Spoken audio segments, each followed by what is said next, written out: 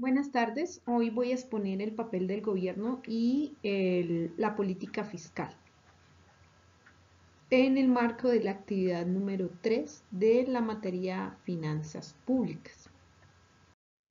Como primera medida, quiero presentar cuáles son las actividades del gobierno en un sistema económico. La principal actividad del gobierno en un sistema económico es regular el sistema económico. Poner las reglas de juego de la economía a nivel nacional a través de la política monetaria. La política monetaria es el conjunto de medidas con las cuales el gobierno busca impactar sobre tres aspectos importantes: la asignación de recursos, la estabilidad de la economía y la distribución de la riqueza o ingreso. Recordemos que nosotros somos un Estado social de derecho y la intención es que dicha riqueza se distribuye de una manera equitativa. ¿Cuáles son los principales instrumentos con los que cuenta el gobierno para influir en el comportamiento de una economía? Acá yo pongo dos: los fiscales y los monetarios. Los fiscales tienen que ver con los ingresos y los gastos del gobierno. ¿Cuáles son las decisiones que el gobierno toma en cuanto a cómo obtener sus ingresos y cómo los va a gastar? Esto es importante porque dependiendo de las políticas fiscales que el gobierno dicte, también se puede afectar nuestra economía personal. Entonces no estamos ajenos a eso. Y otro de los aspectos importantes es los monetarios. Los monetarios sirven para regular la cantidad de dinero que circula en nuestra economía, que tiene que ver con la política monetaria. La autoridad en cuanto a política monetaria es el Banco de la República. El Banco de la República es el que nos dice, el que nos permite saber si va a bajar las tasas de interés, cómo va a manejar la inflación y aspectos importantes que también influyen en nuestra economía personal. Aquí es importante también ver un aspecto importante de la teoría fiscal. Hay dos corrientes que nos hablan de la teoría fiscal. Está la economía clásica de Adam Smith y está la escuela keynesiana de Maynard Keynes.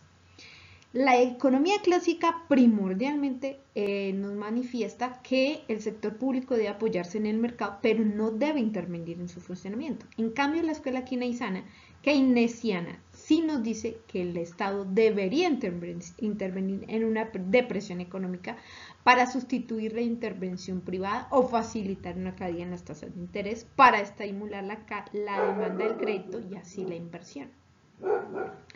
La economía clásica también nos habla que la equidad, la conveniencia del pago y la eficiencia en el recaudo tienen que ser aspectos importantes en establecer un sistema tributario.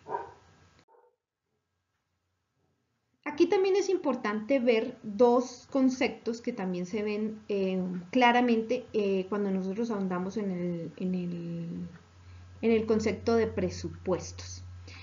Tiene que ver con los ingresos y los gastos. En cuanto a los ingresos, la principal fuente de ingresos que tiene el Estado colombiano son los ingresos corrientes. Los ingresos corrientes están distribuidos en ingresos tributarios y ingresos no tributarios. Los tributarios son los impuestos. La gran mayoría de ingresos que llegan a las arcas públicas son impuestos. Pero también están recursos de capital. Estos recursos de capital son excedentes, son recursos extraordinarios que el Estado tiene debido a la explotación de sus propios activos. También tenemos que ver aquí un concepto clave que son los gastos. Las decisiones de gasto se toman a través de un proceso político en el cual están representados los diferentes intereses de los diferentes individuos y se consignan en el presupuesto de la nación. ¿Por qué? Cuando uno va a votar un candidato, generalmente tienes que votar por el plan de gobierno del candidato. El presupuesto de la nación se va a basar en ese plan de gobierno.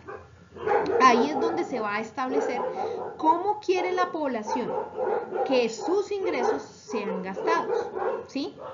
Entonces es importante tener en cuenta el plan de gobierno de ese candidato. Cuando el candidato pasa y el plan de gobierno, y entonces el candidato va a hacer el presupuesto se hace conforme a ese plan de gobierno. Y ese presupuesto se tiene que llevar, en el caso de la nación, a que el Congreso apruebe ese presupuesto. En este caso hay algo importante, porque si el presupuesto que el gobierno expone ante el Congreso, si los gastos son mayores a sus ingresos, hay déficit fiscal. Pero si los ingresos son mayores que sus gastos, hay superávit fiscal. Cuando hay déficit fiscal, el gobierno nacional tiene que presentar una propuesta de ley para poder suplir ese déficit fiscal. Y por eso es importante también la función del Congreso y la función de nosotros para poder escoger bien el plan de gobierno del candidato al cual nosotros le votamos. Acá yo puse de manera general cuáles son los gastos, pero de manera general nosotros podemos ver que los gastos de un presupuesto se van en funcionamiento, en sistema de la deuda y en gastos de inversión. Gastos de inversión que tiene que ver con gastos en sectores como educación, salud, cultura, entre otros, que van a satisfacer las necesidades básicas de la población. Para terminar mi presentación quisiera referirme a entidades estatales relacionadas con el sistema fiscal que son importantes para la vigilancia y la regulación de lo que ya habíamos mencionado. Está el Ministerio de Hacienda, que es el ente de la administración pública encargado de definir la política financiera del Estado y recaudar los impuestos. También es importante porque él es el que prepara el presupuesto general de la nación junto con la dirección de planeación. Y ya vimos lo importante que es el presupuesto. También está la Contraloría General de la República, que es un órgano de control fiscal. Y está la Dirección de Impuestos y Aduanas Nacionales, la DIAN, que dirige y controla las actividades relacionadas con el recaudo de tributos nacionales, derechos de aduana y demás. Importantísimo porque pues sin esos ingresos, ¿cómo suplimos los gastos?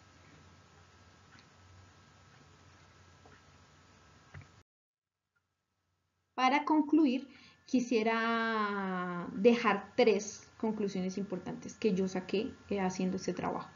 La principal es que el gobierno es importantísimo en un sistema económico, ya que además de ser un agente económico, tiene la función de regular el sistema económico.